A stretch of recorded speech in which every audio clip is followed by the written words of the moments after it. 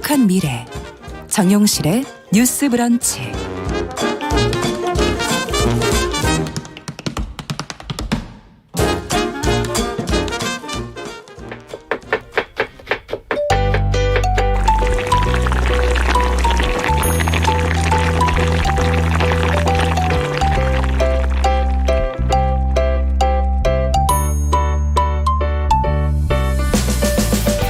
네, 건강한 식탁 시간입니다. 음식과 식문화에 관한 이야기, 정보 또 재밌게 전해드리고 있습니다. 오늘도 홍신의 요리연구가 잘해 주셨습니다. 어서 오십시오. 네, 안녕하세요. 자, 이제 여름 휴가도 마무리돼 가는데 귀로 떠나는 음식 기행. 오늘이 그렇죠. 마지막 시간이에요. 네, 가까운 데로 이제 마지막을 하고 있었는데 그러니까요. 대미를 장식하고 있었는데 응. 오늘은 아무래도 그러니까 경기도 지난번에 약간 다 못했어요. 네, 수원이랑 이런 데 갔다 왔거든요. 네. 근데 이제 그렇게 해서 마무리를 했었어요. 그 왕갈비가 남쪽에 있으면 되게 유명한 갈비가 또 있잖아요. 경기도에. 네. 이동갈비. 포천. 그쵸. 네. 포천에 가면 솔직히 말해서 먹을 게 되게 많아요. 닭백숙도 잘하는 집이 있고 여기는 뭐 장어집도 참 맛있는 데가 있고 왜 그렇죠? 여기는 뭐 이렇게 많죠. 송어 양식을 하는 곳도 있어서 뭐 그런 것도 참 희한하게 이쪽이 어떻게 보면 남쪽보다는 발달이 조금 덜 된 곳이면서 그렇죠. 양식이라든지 자연이 조금 더 많이 유지가 되고 있기 때문에 그래서 이것저것 먹을 게 좀 많은 것 같아요. 그렇군요. 막국수 같은 것도 참 맛있는 집이 많고요.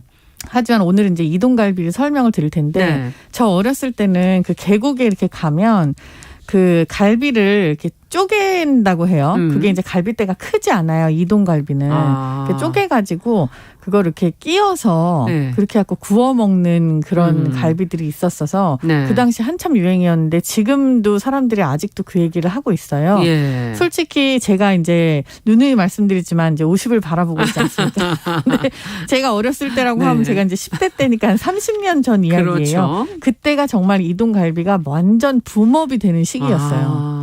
그때를 기점으로 해갖고 지금까지 유명세를 이어져 오고 있는 거고 그렇죠. 이동갈비가 유명한 이유가 맛있어서도 있지만 양이 푸짐하고요. 그 당시에도 항상 가면 많이 준다 이런 얘기예요. 그렇죠. 양이 푸짐한 이유가 대를 쪼개요. 그러니까 이게 한 대에서 나올 수 있는 거를 그쵸?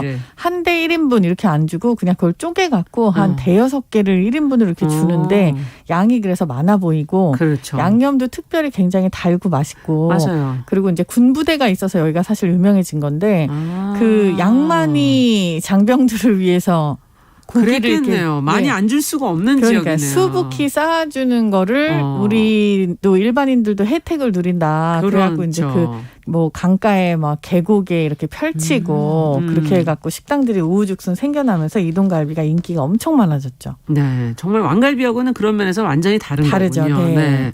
근데 이렇게 강 얘기, 계곡 얘기 해주시니까 여기만 있습니까? 뭐 가평, 청평 쪽으로 아우, 많죠. 이렇게 또 나가면 강 옆으로 해서 많지 않습니까? 가평, 청평 진짜 여기도 한 1박 2일 얘기를 있지만 네. 요새 되게 가기 좋은 게 그러니까 지금은 조금 물이 불어서 조금 위험하지만 위험하고 사실 이렇게 그렇게 썩 좋은 건 아닌 것 같아요. 하지만 네. 조금 사그라들면 가을 정도 되면 한번 추천을 드리는데 여기 가서 이렇게 노를 저어서 탈 수 있는 그런 그 강변이 있어요. 그 옆쪽에 또 굉장히 맛있는 막국수집이랑 막국수집이랑 뭐 너무 잘 아시겠지만 잣으로 만든 잣두부도 되게 유명하고요. 잣두부, 잣국수, 가평. 그렇죠. 네. 그런 것들도 다 유명하고 잣 막걸리 그리고 무엇보다도 그 닭갈비의 고장이잖아요. 그렇죠. 근데 이 닭갈비가 한동안은 이제 철판에다가 이렇게 동그란 철판에다가 막 구워가지고 춘천에서 주로 그렇죠. 네. 그렇게 해서 다 볶아 먹는 형식이 유행했었으나 지금은 원조라고 할 수 있는 숯불 닭갈비가 되게 유행을 해요. 숯불 닭갈비가 무슨 차이예요? 그러면? 숯불 닭갈비라고 하면 우리가 진짜로 그냥 소고기 돼지갈비 구워 먹는 것처럼 숯 위에다가 판을 깔아갖고 이렇게 앞뒤로 뒤집어가면서 먹는 건데 그러려면 양념이 너무 많이 돼 있으면은 뚝뚝 떨어지잖아요. 그렇죠. 그리고 고기를 살짝 조금 작게 썰어서 그거를 굉장히 잘 굽는 게 기술이에요. 근데 통으로 굽는다 하더라도 애벌구이를 해서 주면 우리가 거기서 재벌을 해서 먹는 그런 방식들도 있어요. 그래서 이렇게 숯불 닭갈비들이 굉장히 유행이어서 이쪽에 가시면은 한번 꼭 드셔보시기를. 네. 그리고 여기가 양조장이 되게 많아요. 물이 좋아가지고. 아, 그렇군요. 네, 맥주라든지 막걸리, 네, 아까 양주장이 얘기해 주신. 많아서 그런 네. 것도 한번 찾아보시면 좋으실 것 같아요. 아니 근데 가평 갔다 이제 양평 들러 오시는 분들이 많은데 그렇게 들러오시니까. 시장 구경하고 커피 한 잔을 거기서 하고 오시더라고요. 베이커리 카페. 왜 네, 거기까지 양평. 가서 커피를 드시나?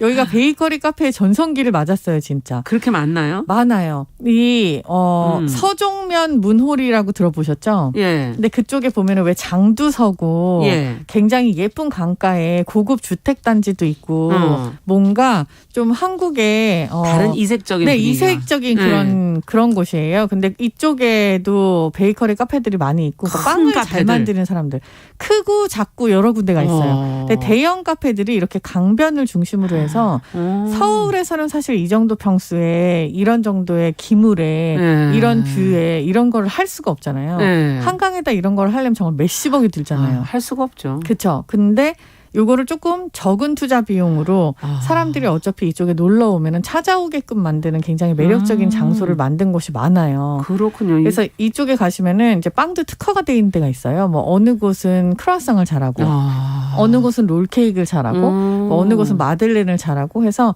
그런 것들도 골라 드셔야 되는군요. 네, 찾아다니면서 커피랑 같이 즐기는 그리고 뷰 맛집들이 많죠. 뷰가 뷰 맛집. 굉장히 좋은. 네. 이런 게 언제부터 이렇게 유행을 한 건가요, 도대체? 최근이에요. 최근이에요. 그러니까 어떻게 보면은 서울 안에서 그러니까 한옥을 개조해 갖고 만드는 그런 빵집들도 있고 예. 또 이렇게 뭐 궁 옆에 시내. 뷰가 좋은 곳에 네, 예. 그런 빵집들도 있었으나 맞아요. 빵을 팔아서 사실 수지타산이 맞기가 굉장히 쉽지가 않잖아요. 저도 그래서 그거 어떻게 유지하시나. 그렇죠. 네, 정말 어마어마하게 팔아야 되는 거예요. 계속 팔아야 될 그렇죠. 텐데. 근데 이제 이런 정도의 어떻게 보면 스펙을 그거를 조금 교회로 가지고 나가면 그게 실현이 가능하니까 이게 최근에 한 5, 6년 사이에 굉장히 많이 생겼어요. 그리고 특히 한옥 카페 같은 경우는 왜 이렇게 약간 교회로 나가면 버려진 한옥도 많고 그렇죠. 학교도 버려진 폐교들이 좀 있고. 있잖아요. 예. 이런 것들을 조금 재산이 있으신 분들이 인수를 해서 이거를 베이커리 카페나 아니면 카페나 식당으로 개조를 하는 경우들이 꽤 생겨났는데 이게 되게 분위기가 되게 좋아지는 거예요. 손님들도 가면 편안하고 그쵸. 평수가 넓고 서울에서 먹는 것처럼 다닥다닥 좁게 붙지 앉지 않아도 되고. 또 공간도 되게 여러 군데여서 그런 데서 먹는 맛이 또 있잖아요. 예. 애들도 뛰어놀 수 있고 약간 이런 식으로 해서 좀 쉬러 조금, 네, 가시는 거군요. 호응을 많이 얻는 것 같아요. 뷰도 보고. 네. 아니 근데 지금 경기권에서 저희가 인천 얘기를 안 한 것 같은데 인천하면 뭐 바다도 있고 갈 곳도 많지만 딴 거보다 차이나타운. 그렇죠. 차이나타운 때문에 인천에 예. 가시는 경우들이 좀 있어요. 이게 어떻게 보면은 뭐 최초자를 달고 있는 곳이 예. 굉장히 많이 있지만 인천이 조금 중요한 게 문물을 이렇게 개방을 하고 항구를 그렇게 하고 받아들인 최초의 그런 지역인 문 같은 의미도 곳이죠. 있잖아요. 네. 네. 그래서 서양 문물이 들어오는 어떠한 관문 같은 맞아요. 거였고 그 중에 하나 중요한 큰 근데 짜장면의 원산지 이렇게 말하면 사실 모든 사람들이 다 알고 있고 뭐 공화땡이라고 하는 그 네. 짜장면집 때문에 아 여기가 짜장면이 생긴 곳이야라고 알고 있기도 하잖아요. 네. 짜장면이 작장면이라고 해가지고 원래 중국에 있는 음식이기는 해요. 없다는 소문이 있지 않았습니까? 원래 있습니다. 이게 이제 춘장이라는 이름이 아니라 그러니까 그 중국에서의 춘장은 실제로 이제 콩을 발효하는 거에다 다른 거를 넣긴 하는데요. 우리나라처럼 이렇게 까만 색깔에 아니에요? 달고 그러니까 이런 식으로의 춘장은 아니에요. 우리나라도 사실 춘장만 가지고 온다면 약간 짜고 그렇죠. 네, 콩을 이제 발효를 한 거니까요. 근데 이제 콩이 산소랑 맞닥뜨려서 발효가 되면 이렇게 시꺼매져요. 근데 중국에서의 춘장은 이 정도로 이렇게 시꺼멓게 발효를 한 그런 정도는 아니고 약간 콩을 살짝 우리나라에 그 콩 띄우는 거 뭐죠? 청국장. 매주 청국장 된장. 그렇죠. 예. 약간 그런 비스무리하게 갈색 정도까지 띄운 다음에 그걸 이제 다른 양념들이랑 같이 해서 면을 비벼 먹는 형식이어서 이거를 작장면이라고 얘기를 했었어요. 근데 이게 이제 문물을 중국 사람들이 들어오면서 인천으로 개방을 한 이후에 거기에 있는 한국 요리사들 그리고 청에서 온 요리사들이 같이 섞여서 요리를 하면서 요게 약간 한국식 입맛으로 변한 거예요. 그것도 막 처음부터 이렇게 지금 형식의 막 까만색 아니고. 막 비벼갖고 볶아갖고 막 이렇게 한 게 아니고 약간 갈색의 그런 비빔국수 같은 짜장면이었어서 네. 이 인천 차이나타운에 가면은 100년 된 짜장면이다라고 해갖고 파는 하얀 짜장면을 팔아요. 아, 들어본 것 같아요. 그게 이제 그때 처음에 먹었었던 그 짜장면에 가까운 형태인 거죠. 그렇군요. 그래서 그 짜장면을 드시러 가시는 분들도 있는데 네. 생각 외로 굉장히 담백하다 못해 이게 무슨 맛이지 싶은 그냥 허여멀건한 네. 약간 처음에 사람들이 평양냉면 먹었을 때 슴슴해서. 그렇죠. 너무 슴슴해서 네. 왜 설거지 국물 같은 색깔인데 맛이 없다 이렇게 얘기한 것처럼 약간 뭔가 좀 이게 무슨 맛이지 의심이 갈 만한 그런 느낌의 맛이에요. 그리고 실제로 우리가 짜장면을 먹으면 소스가 굉장히 많잖아요. 그럼요. 그래서 나중에 양파도 따로 건져 먹고 그럼요. 밥도 또 비벼 먹기도 맞아요. 하고 남는 게 좀 정석으로 알려져 있는데 소스가 정말 손바닥 조금 한 2숟가락. 왜 그렇게 찔끔져요? 왜 인심이 그런 거예요? 근데 이제 그게 원래 장이잖아요. 네. 이게 소금으로 발효를 해버렸으니까 약간 짜서 그렇게 넣고서는 육수를 부어갖고 살짝 비벼 먹는 형태의 짜장면이 지금으로 발전이 됐다라고 이해를 할 수 있게끔 만드는 어떤 사례? 그러네. 중간 다리 역할을 해주는 그래서 거군요. 이제 한 번 정도 드셔보시는 거는 이제 좀 추천을 드리는데 제 입에는 솔직히 맛있어요. 그 닭국물인데다가 이게 되게 슴슴한 그 맛이 면 맛이 또 따로 있으니까요. 원래 면 맛이 있죠. 네, 그래서 네. 그렇게 해서 조화가 잘 이루어진다. 하지만 이거를 또 굳이 먹으러 거기까지 가겠냐라는 질문을 한다면 살짝 좀 망설여지긴 해요. 그러나 그 집에 이제 군만두랑 양장피랑 다른 요리들이 네, 또 다른 게 맛있으니까.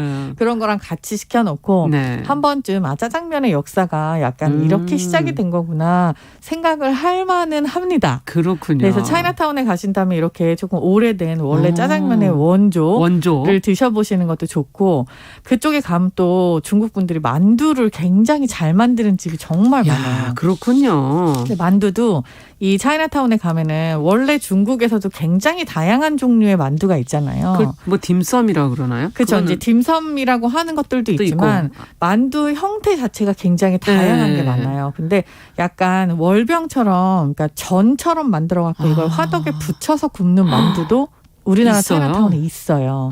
이거를 화덕만두라고 하는데 화덕만두. 네, 구워서 만드는 만두. 이런 것들도 한번 드셔보시면 좋겠고. 그럼 큽니까 그러면 그런 만두는? 이게 이제 손바닥만 합니다. 손바닥만 약간 이제 왕만두 사이즈 정도라고 보시면 돼요. 그리고 이제 뭐 대만 같은 데에서 온 그런 디저트 가게도 있고요. 디저트. 네, 펑리수라고 해가지고 왜 그 파인애플 잼 같은 게 안에 들어가 있는 페이스트리 빵이 있어요. 그런 것들을 만들어 갖고 파는 그런 가게들도 있고. 뭐 일단 이 차이나타운에 들어가면 되게 희한한 다른 나라에 온 것 같은 여행 온 것 같은 문화를 즐길 수 있어서 되게 좋아요. 네. 제가 일반적으로 사람들이 잘 모르지만 한 가지 여기 가면 또 알려드리고 싶은 게 그릇 가게가 있어요. 그릇 가게? 네. 되게 의외이실 텐데 이 그릇 가게가 그러니까 유럽이나 미국 브랜드가 중국에 OEM을 두고 있는 회사들이 많잖아요. 많죠. 그렇죠. 그 공장에서 B급, C급을 따로 수입을 해갖고 와서 파는 그릇 가게가 있어요. 그럼 가격은 싸고? 엄청나게 쌉니다. 근데 이 가격이 상상을 초월해서 약간 무슨 종지가 한 12개 필요한데 막 굳이 좋은 거일 필요가 없다라고 하면 하나에 500원씩 득템이 가능한 어디예요? 그런 작은 그릇 가게가 있어서요. 네, 거기가 그 짜장면 박물관 옆에 골목에 약간 살짝 숨어 있어요. 그렇군요. 네, 차이나타운에 가시면 참 짜장면 박물관이라는 곳이 있거든요. 한번 또 가볼만 하겠군요. 그 박물관을 보시고 돌아 나와서 옆에 골목으로 살짝 들어가시면 요 그릇 가게가 문에 보이실 거예요. 그렇군요. 네, 이런 데도 한 번씩 들러보시는 것도 아주 재미있는. 네. 정말 갈 데가 너무 많네요.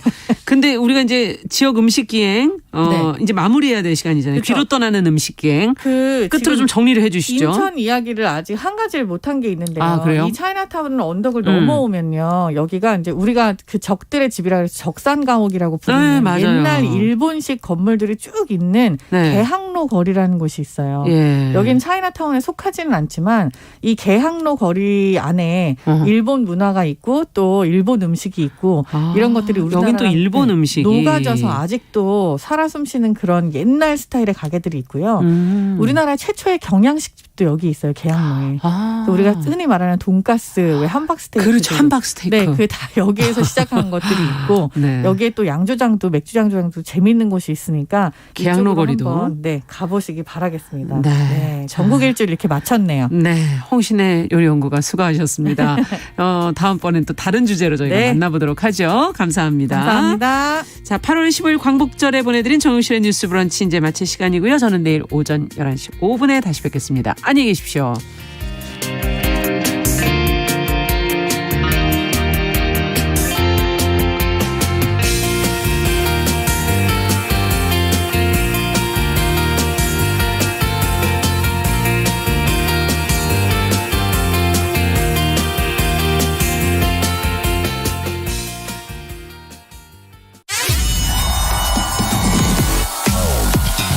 안녕하십니까. 홍사원의 경제쇼 KBS 기자 홍사원입니다. 요즘 경제 상황이 참으로 어렵습니다. 그래서 KBS 1라디오가 여러분들을 힘차게 응원하고자 대한민국 경제 오디션 내가